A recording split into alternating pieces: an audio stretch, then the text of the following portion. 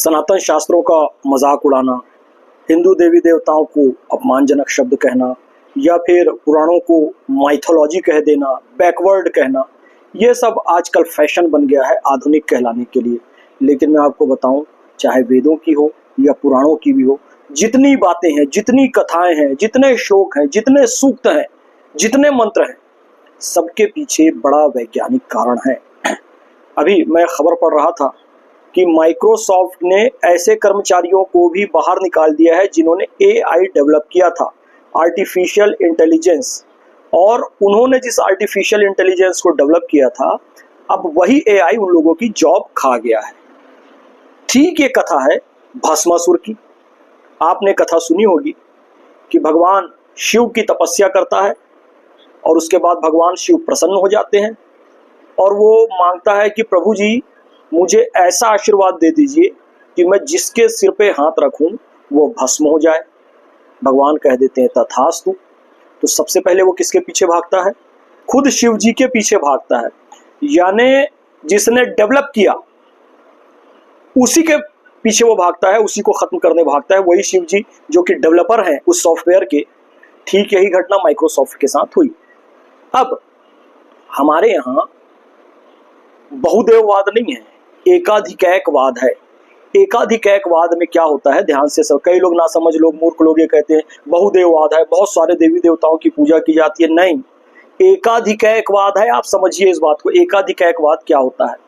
जब जिसकी आवश्यकता होती है उसे ऊपर कर दिया जाता है, उसे अधिकार दे दिया जाता है। हाउ? देखिए, अब शिव जी संकट में पड़ गए तो फिर विष्णु जी आए उन्हें बचाने के लिए। अब विष्णु जी ऊपर हो गए।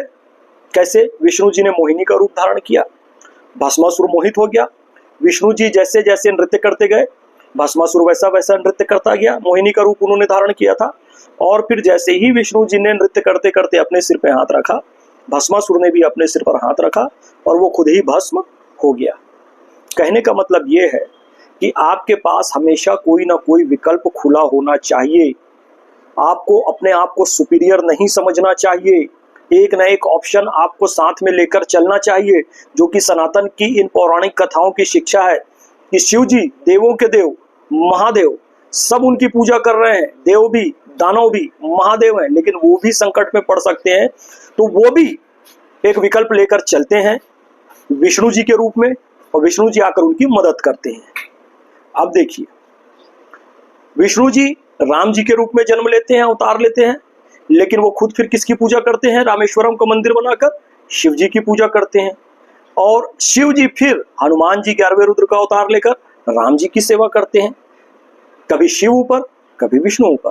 और सब जब संकट में पड़ जाते हैं तो अपनी शक्तियों को एकत्रित करके माता जी को प्रकट करते हैं और माता जी महिषासुर का मर्दन करती है, महिषासुर मर्दिनी।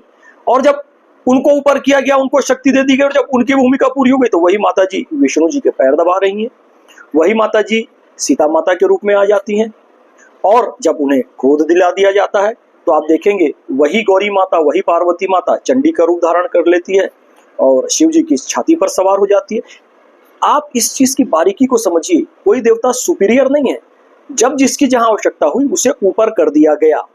अब जब माइक्रोसॉफ्ट के कर्मचारियों के साथ ये हुआ कि जिन्होंने एआई डेवलप किया था उन्हें ही हटा दिया गया, लेकिन उन्होंने इसके अलावा अपना कोई और विकल्प बना के नहीं रखा था, तो उनकी नौकरी चली गई। यदि वो पुराणों की इस शिक्षा से कुछ सीखते या इसे पढ़ते तो निश्चित रूप से वो एक न एक विकल्प बनाकर चलते जिनसे उनका कैरियर बच जाता। कहने का अर्थ यह है कि कभी भी कोई अपने आप को सुपर मास्टर ना समझे कि मैं ही सब कुछ हूं।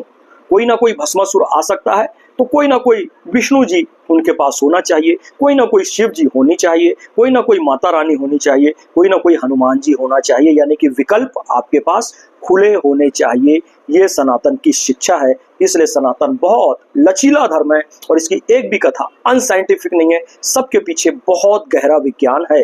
धन्यवाद।